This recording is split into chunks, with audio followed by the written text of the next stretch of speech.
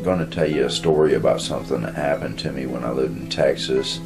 I know that some people aren't going to believe this, but it really did happen, and I'm just going to tell it exactly how it was, and you can be the judge, but this is what happened. Texas, known for cowboys and barbecue, and also the Dallas Cowboys. But in Whitesboro, Texas, there was another story about to take place, and this was a nightmare on Elm Street. I just had a falling out with a man I called Pawpaw down there. He was a Korean War veteran. He was a bigwig of some type in the military, and he basically we had a falling out, and he had hit me in the head with a World War II sword case, and which, you know, that's all right. We just had a feud, and I moved out. The bottom line is, and me and his grandson, and I'm not going to mention names in this video here. We got a place in Whitesboro, Texas, and the house was on Elm Street in Whitesboro, and I always thought it was ironic, you know, because of the movie Nightmare on Elm Street. But anyway, we moved into this place, and we had gone fishing that summer and been pouring concrete that summer, and I caught an 8-pound bass. It was the biggest bass I ever caught. Anyway, I had some pictures of it, and they wouldn't give me the pictures of it because they were mad that I'd caught a big fish out of the pond of my roommate's girlfriend's parents. Let us fish over at their place, and anyway, we lived in this house, and we worked, and we went home every day, and one morning I woke up, and I got a cigarette and was smoking a cigarette, and the light was, you know, coming in through the windows, and I was wondering what we were going to be doing that day, you know, and maybe go fishing again, because I was kind of excited about fishing after catching an 8-pound bass. And anyway, I smoked a cigarette, and I put the cigarette out on the little nightstand next to the bed, and as soon as I had done that, my arm was twisted behind my back, and I was kind of looking down off to the right, and I was scared to look over and see what it was, because I'd had an experience like this, similar to this, when I was 5 years old. And anyway, I basically eased over to look, and I looked up at this thing over to my left, and it looked like a man except for the nose, and it had blue like around the nose, and his nose was long, and it kind of flopped around, and he was laughing at me, and it was a weird laugh because it was like a honking. It was like honk, honk, honk, honk. He was just laughing. He was not worried about me. He was not concerned one bit. He looked like he came off as he was in total control of the situation. I don't know how he got in my room. He was just there. He had my arm behind my back, and he had a little instrument in his hand that looked to me kind of like a grill lighter, that kind of shaped like that, and he stuck it to the side of my head, on my temple right here. And when he had done that, I seen a doorway open up at the end of my room, over in the corner, kind of above where the closet door was. And anyway, this door opens up, and it was like light was coming through the doorway. So when this figure walks into the doorway, It looked like the shape of a man, but it was like solid black shadow, but solid. And when he stood in this doorway, he began to shift into like a sinister shape. He was standing there like a regular man at first, and then he shifted into like a crazy looking, weird, evil looking shape. And at this point, I kind of had looked away from this thing that had a hold of my arm, and it stuck something to the side of my head, and you know, I didn't know what to do, and so I kind of looked back over, and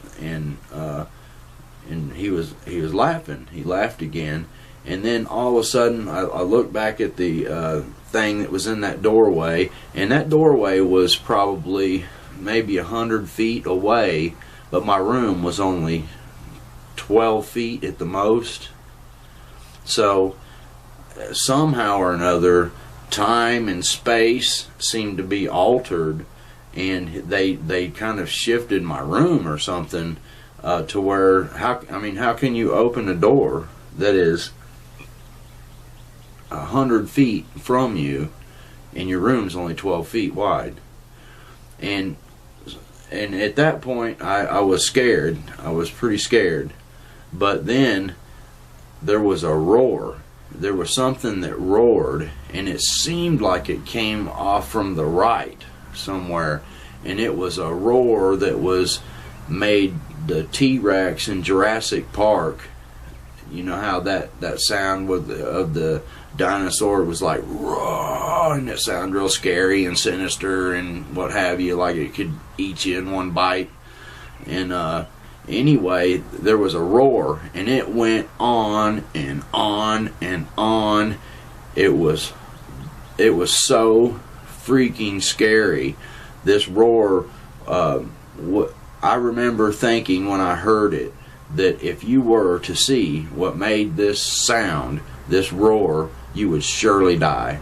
You wouldn't even live through it. It was so scary of a sound. And it was so scary that when that thing roared, the guy in the doorway, I looked up at the thing in the doorway, and it even looked over. It went, over to like, and where I thought the sound was coming up from the right, it would have been to that thing's left, and it looked over in that direction, and it scared it. The thing that was in the door got spooked, and all of a sudden that door shut, and the thing that had a hold of my arm let go, and I don't know where he went. They both were just gone like that. It scared me so bad that I didn't even sleep another night in that house.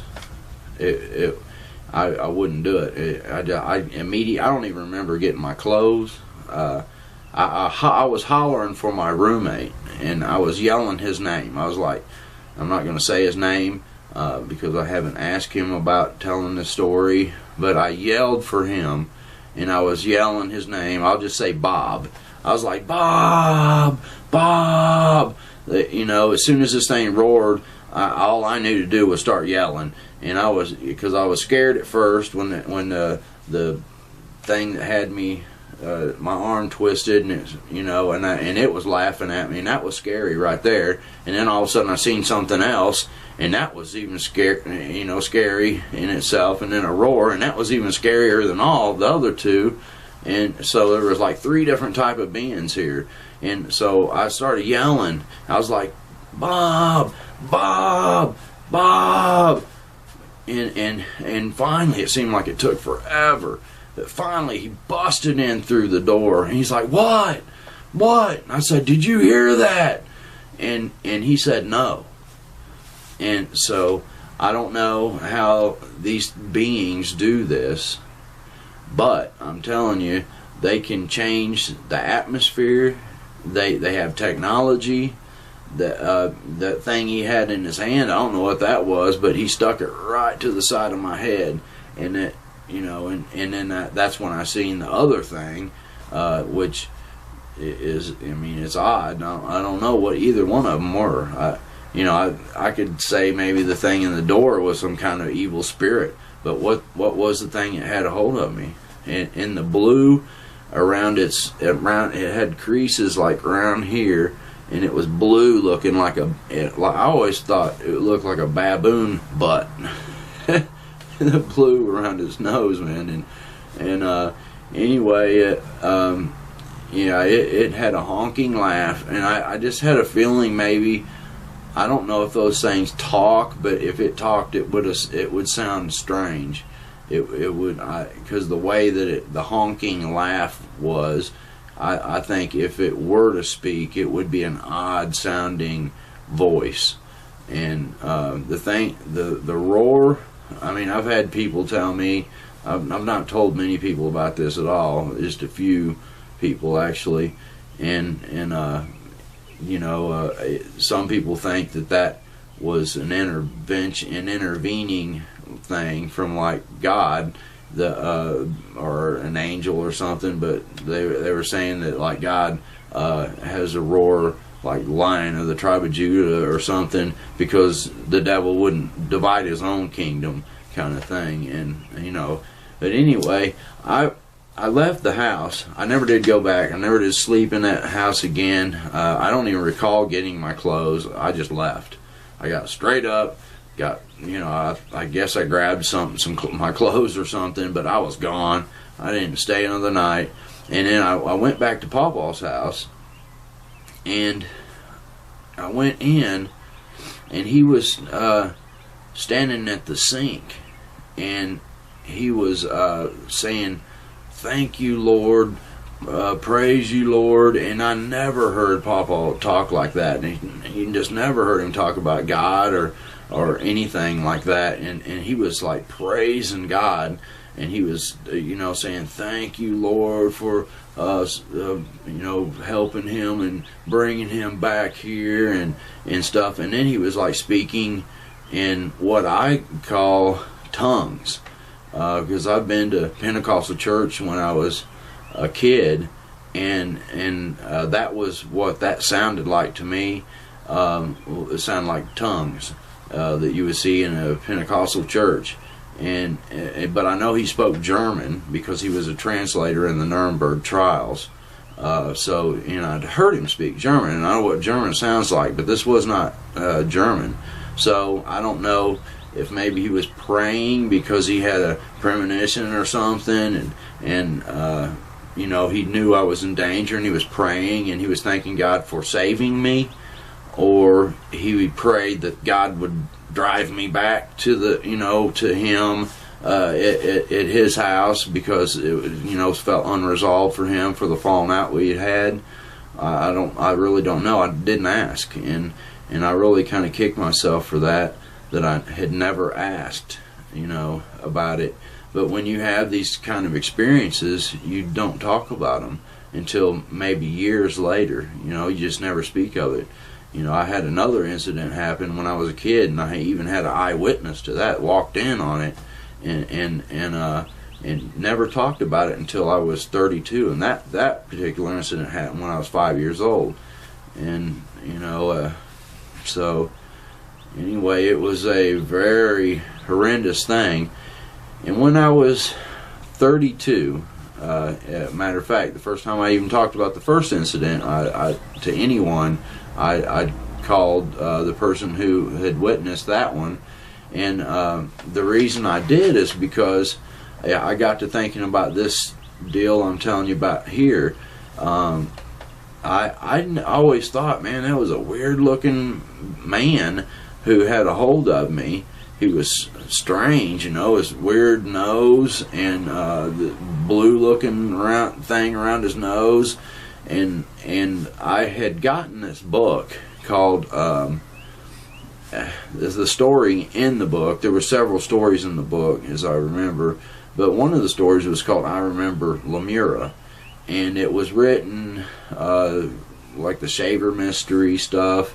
And this story is about Teros and Deros, and I think Atlantis was like on top of the ground, and then underneath was a subterranean city they called Lemura. and this person had wrote this story about Lemura, and there was a drawing in the book. And so I read the story and what have you, and I thought, wow, that's a pretty wild story, and wasn't even thinking about this incident that happened to me, and anyway, I was flipping through the pages and I ran across this picture, and it's like, oh my goodness, I cannot believe it. It was an exact, even to the drawings that I made of this incident. I didn't get the guy right because of the age.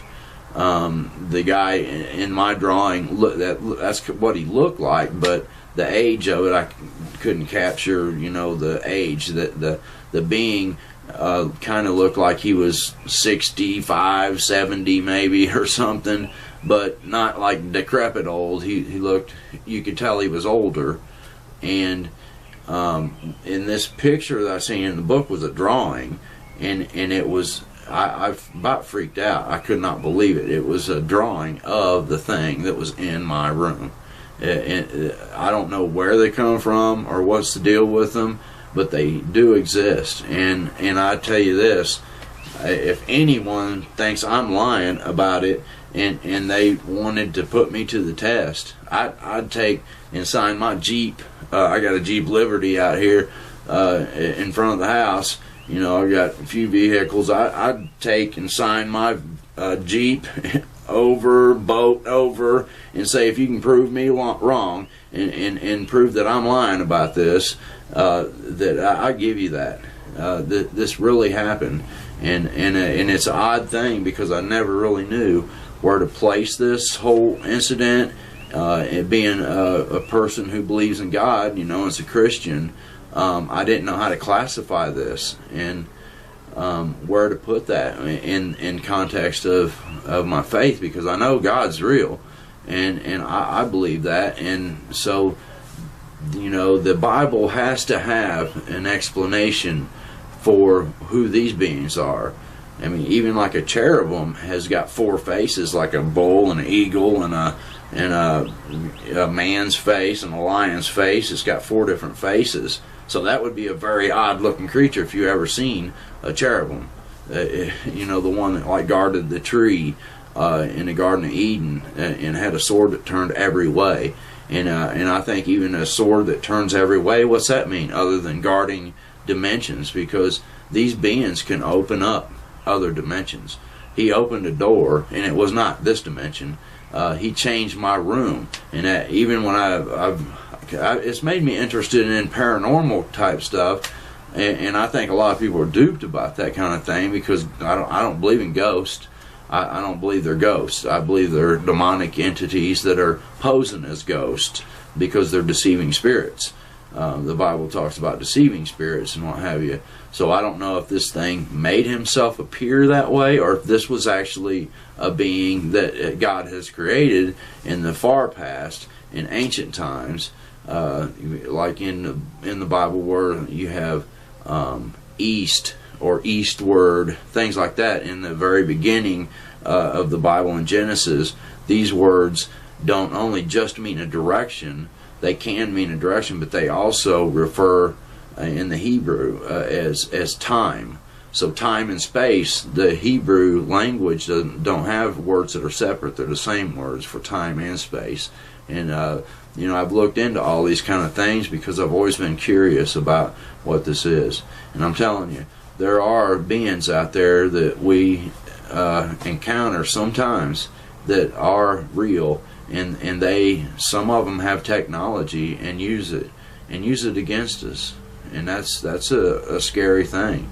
So when you think about the Bible even talks about firing fiery darts at you, and you have to have a way to quench them to block these fiery darts. I think that sometimes these kind of things, if you look at that story, and I remember Lemura. I'm not saying that's no word of God or nothing like that, but I think there's a little bit of truth to some of that stuff, the way that they put it, because those Taro and Dero, the Dero was like a race of beings that was had problems from degrading over time. The Dero, I mean, it's kind of a stupid way to put it, being detrimental robots, but it didn't mean they were like robots. They were degraded from the radiation from the sun over a long period of time. They became kind of like a reprobate type of people, and they had no control over like sexual desires or any. They loved pleasure and technology in the story, to where they could aim it at you and they could tap into you, affect your thinking. They could like even read like your brain waves and tell what you're thinking. And so there was some pretty bizarre things, and this thing had some kind of device in his hand that he used to manipulate me and my ability to perceive. And I think about that God helmet that I seen on TV, where the scientists had this helmet where they put on people, and it had a magnet right there on the area where he stuck that device. And when they turned that helmet on in these scientific experiments, it made these people perceive other beings, and so they think, well, that proves that it's not true, and basically, you know, since we can make this happen with our equipment, then these things are just hoaxes and just a perception of the mind. But I think you can actually tap into the mind and make a person see into the other dimensions and perceive beings and what have you, just like they could do, our scientists can do today. Pretty interesting stuff.